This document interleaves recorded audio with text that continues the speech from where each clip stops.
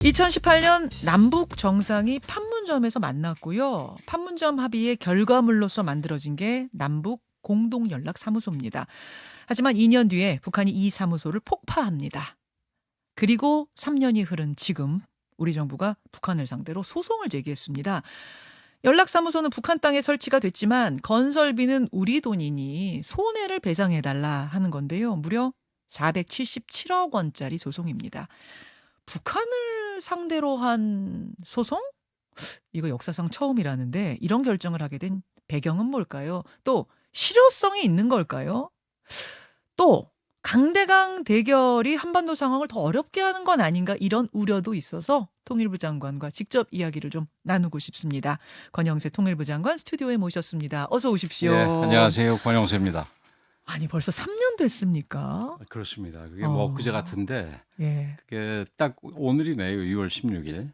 3년 전 오늘이에요? 예, 그렇습니다. 잠깐 그 남북 연락사무소 폭파 장면을 다시 예. 한번 좀 볼까요? 예, 준비가 돼 있나요? 예, 이렇게 깜짝 놀랐어요. 저는 그때. 그렇죠. 기억이 우리 나세요? 모든 분들이 놀랐죠. 저렇게 커다란 폭발과 함께 굉장히 큰 건물이 순식간에 무너져 내리던 전날이 3년 전 오늘이었군요. 네, 그렇습니다. 아, 그런데 3년이 지난 오늘 이 북한을 상대로 손해배상 소송을 청구하게 된 이유, 배경은 뭔가요? 우선 그 첫 번째로 만약에 우리가 아무 조치 없이 그냥 오늘을 맞았다면은 우리가 북한에 대해서 저렇게 이 터무니없는 불법 행위를 한 데 대해서 손해배상 채권이 소멸시효로 사라져 버립니다. 아, 소멸시효가 있습니까? 예. 소멸시효가 그러니까 민법상에 예. 민사상 불법 행위를 했을 경우에는 3년 내에 무슨 조치를 취하지 않을 경우 소멸을 해버립니다. 아, 오늘까지가 시효였군요. 그랬습니다. 그래서 예. 그저께 이제 이 소송을 청구했기 때문에 이제 소멸시효가 중단이 되게 되는데, 그러니까 우리가 그냥 놔뒀을 경우에는 북한이 잘못된 행위를 하더라도 우리가 그냥 눈 감고 넘어가거나 외면한다 이런 모습을 보이면은 북한이 이런 잘못된 태도가 전혀 고쳐지지 않는다고 이제 우리는 생각을 합니다.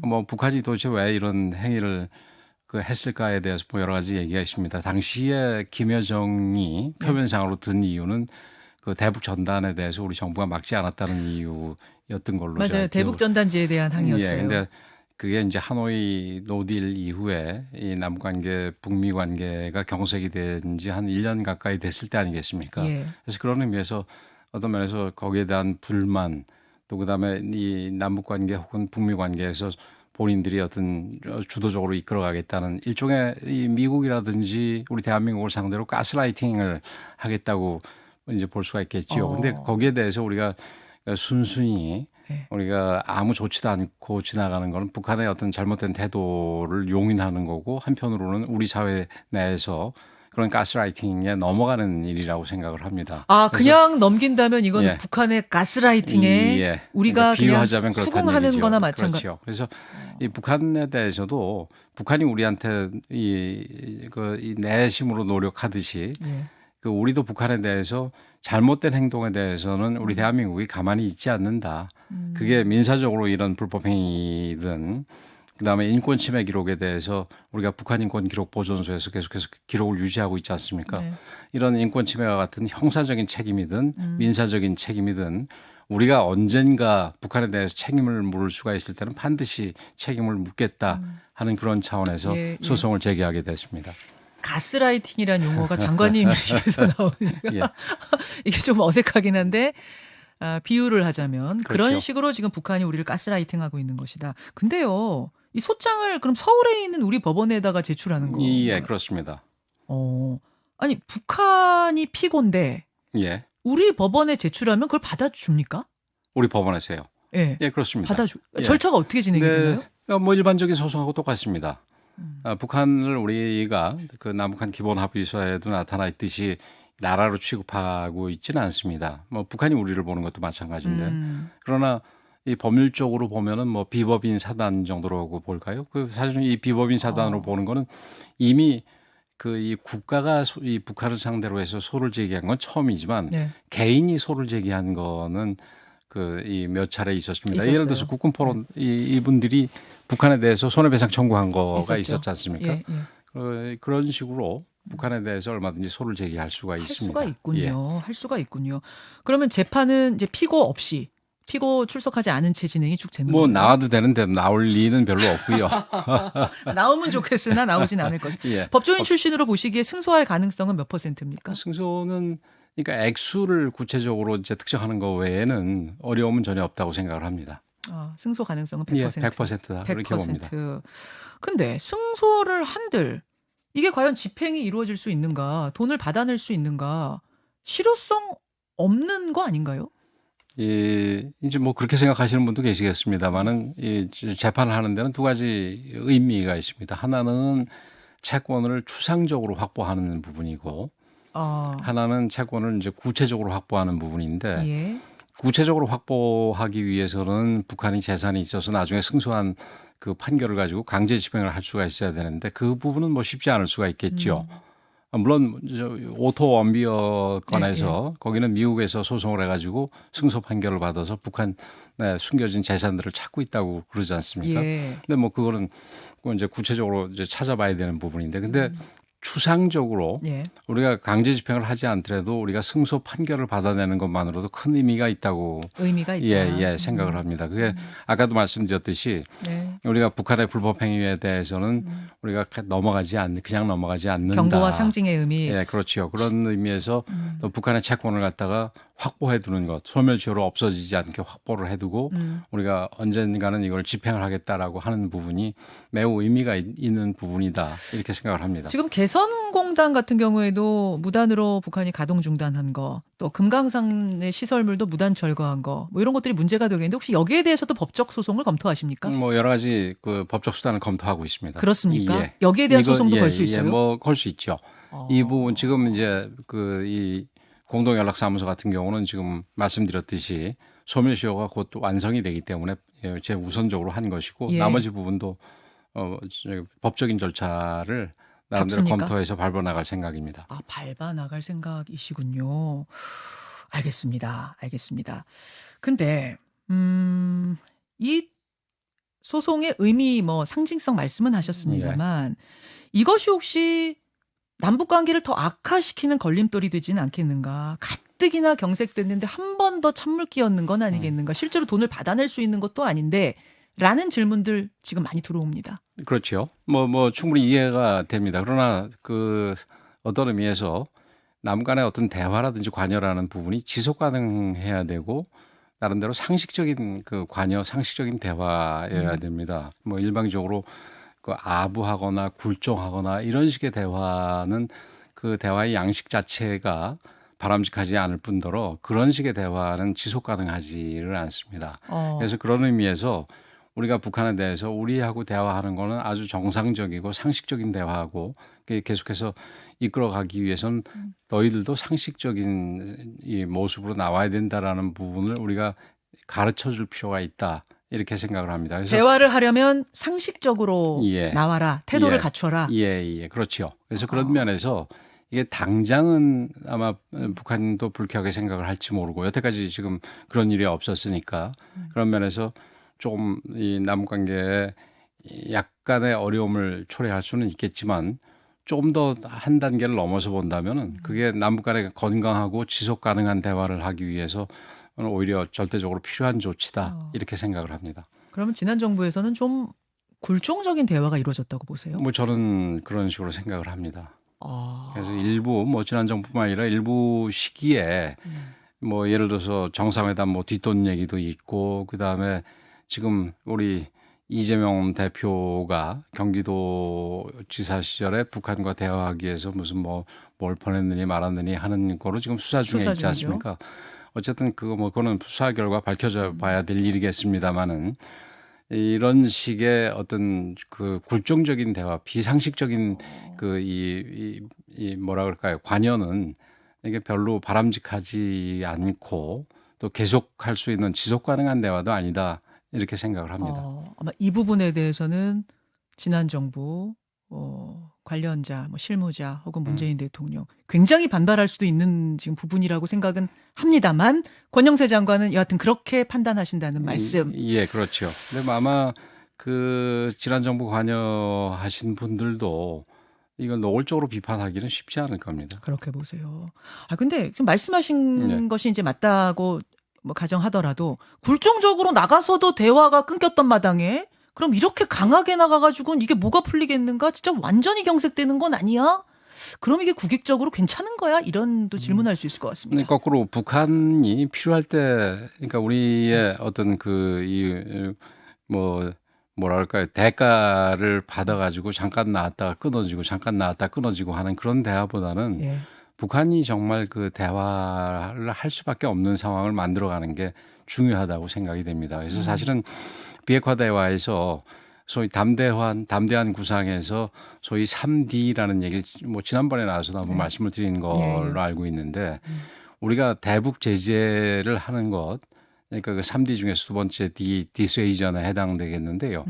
그 부분도 사실은 북한 주민들을 어렵게 하고 북한 정권에 대해서 의도적으로 우리가 괴롭히려고 그러는 것이 아니라 예. 이런 잘못된 행동을 했을 경우에는 국제사회로부터 제재를 받아서 어려워지니까 대화를 통해서 비핵화를 하고 정상적인 행태를 보일 수밖에 없어야 된다.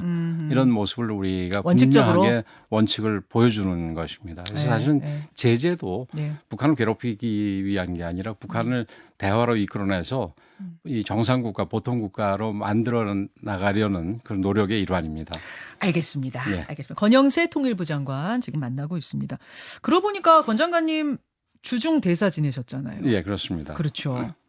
미국의 승리와 중국의 패배에 베팅하면 반드시 후회할 거다. 싱하이밍 주한 중국 대사의 발언으로 시작된 지금 일련의 상황들 어떻게 보고 계세요? 지금 중국이 중국 본국의 외교부도 가끔씩 무례한 발언을 하고 그런 게 있었지만 이번 싱하이밍 대사는 매우 부적절한 발언이었다 이렇게 생각을 합니다. 지금 한중 관계가 복원시킬 그 필요가 있는데 지금 이 중국 본국이나 혹은 그 싱하이밍 대사 같은 발언은 이 한중 관계에 다시 이 회복 내지는 이 건강한 발전을 위해서 결코 바람직하지 않은 발언이었습니다.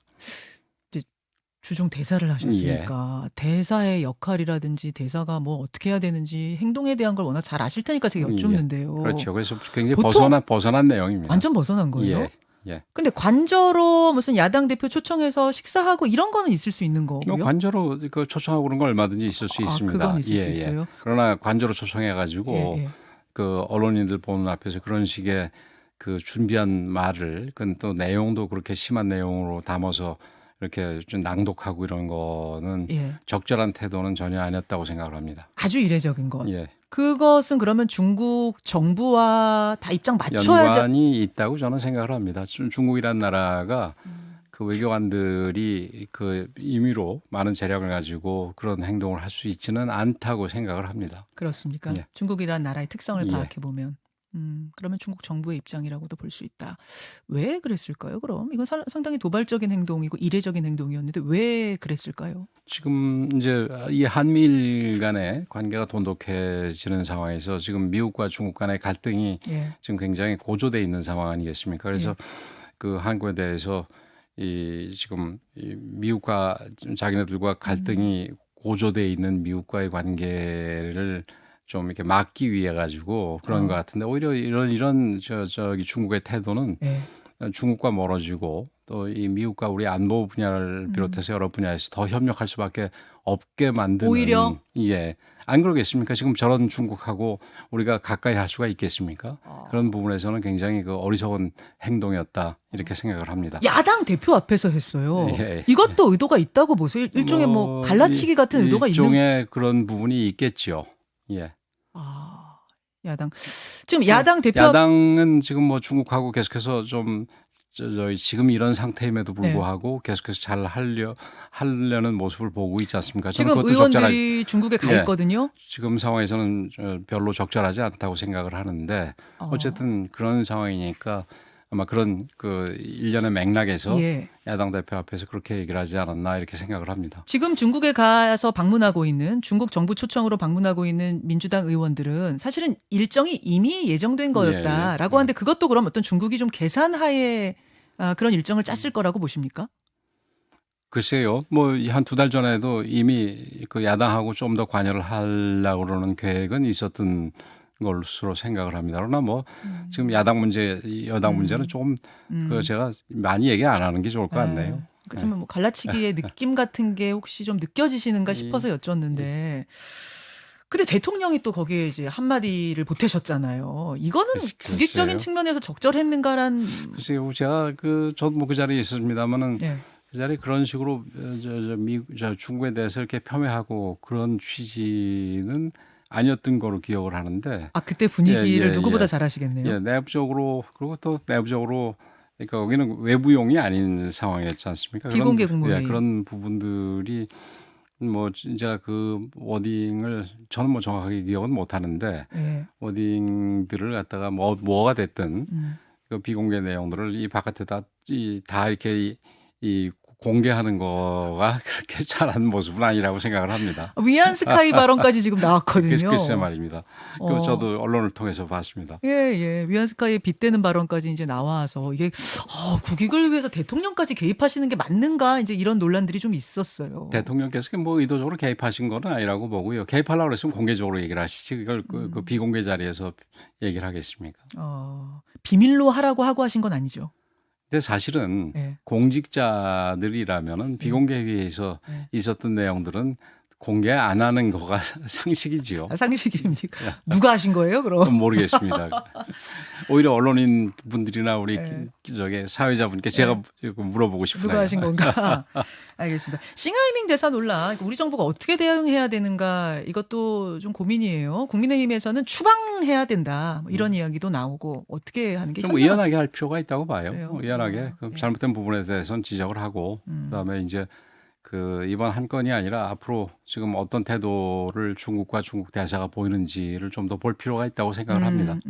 가장 좋은 거는 중국이 알아서 좀 사과하고 예. 교체를 좀 하고 이게 우리 예. 입장에선 가장 좀 예. 뭐 바라는 바겠죠. 뭐 교체를 하든지 아니면은 뭐 거기에 대해서 우리가 더 이상 그런 식의 행동이 아니라 이거 정상적인 행동으로 나서도록 하든지 뭔가 행동으로 그러니까 단순히 어떤 그 일회성 말이 아니라 행동으로 좀 보여줄 필요가 있겠지요. 중국 외교부가 됐건 중국 대사가 됐건. 예. 행동으로 좀 보여줄 예. 필요가 있겠다. 알겠습니다. 권영세 통일부 장관. 사선의 중진 의원이시죠. 그렇습니다.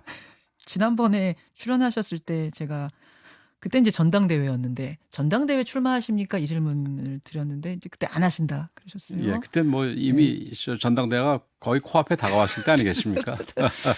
총선은 아직 좀 남았는데. 예. 뭐 정치인들은 정치로 궁극적으로는 돌아가야죠.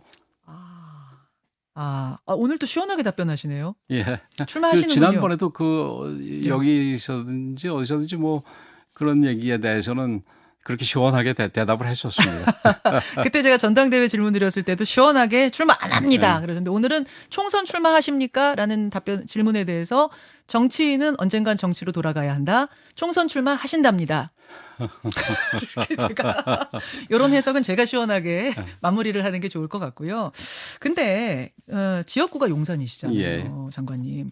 그러다 보니까 사실은 좀 고민을 하실 부분이 하나 있어요. 예. 뭐냐면 지금 용산구가 얼마 전에 보석으로 풀려난 박희영 용산구청장의 이 업무 복귀 문제로 예.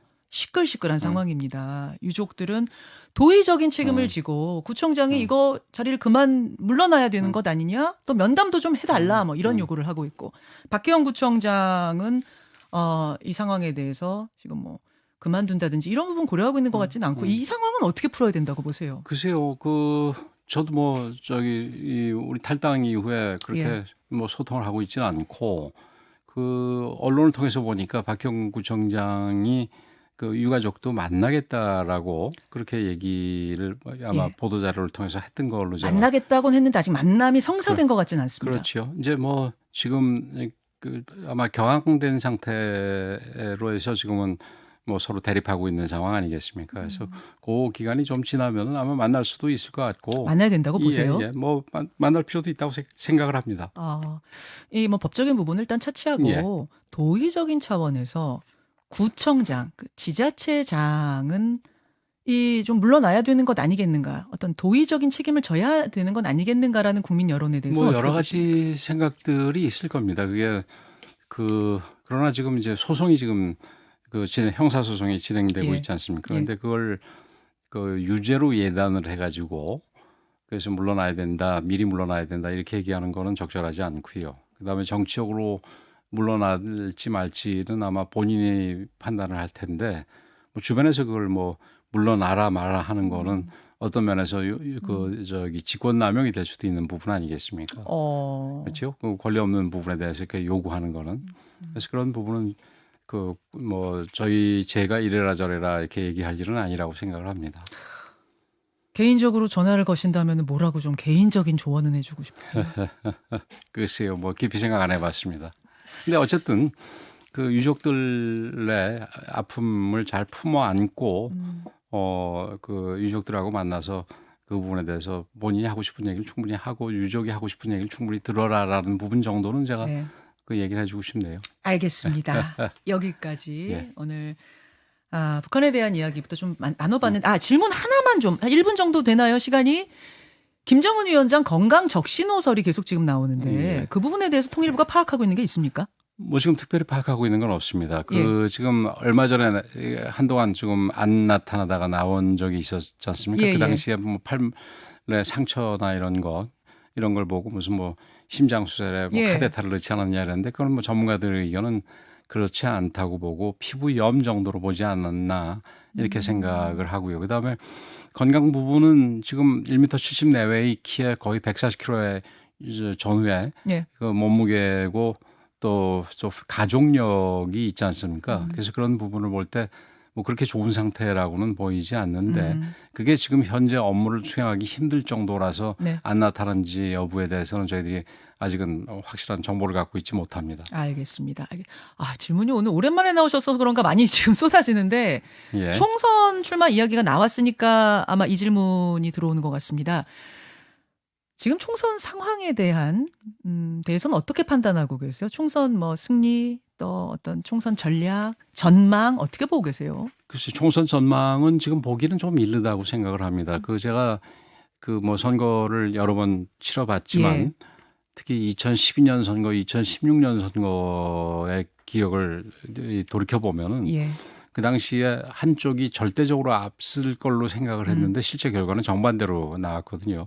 2012년에는 그러니까 지금 여당이 굉장히 어려울 거로 생각을 했는데 결과는 과반수였고 아하. 2016년에는 그 연말까지 이 보수정당 여당이 굉장히 앞설 거로 생각을 했는데 실제 또 투표한 결과는 그렇지 못했습니다. 그래서 앞으로도 여러 가지 변수가 있고 특히 공천이라는 중요한 변수가 예. 있기 때문에 지금부터 뭐라고 이렇게 예단하기는 어렵다. 만약 내일 치른다면? 내일 치른다면 뭐 거의 비슷비슷한 정도가 되지 않겠나 이렇게 생각을 합니다. 여야가 반반입니까? 예.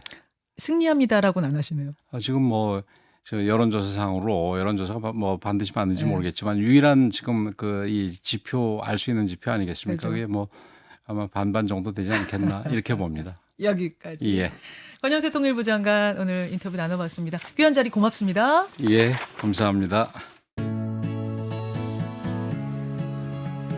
김현정의 뉴스쇼는 시청자 여러분의 참여를 기다립니다. 구독과 좋아요, 댓글 잊지 않으셨죠? 알림 설정을 해두시면 평일 아침 7시 20분 실시간 라이브도 참여하실 수 있습니다.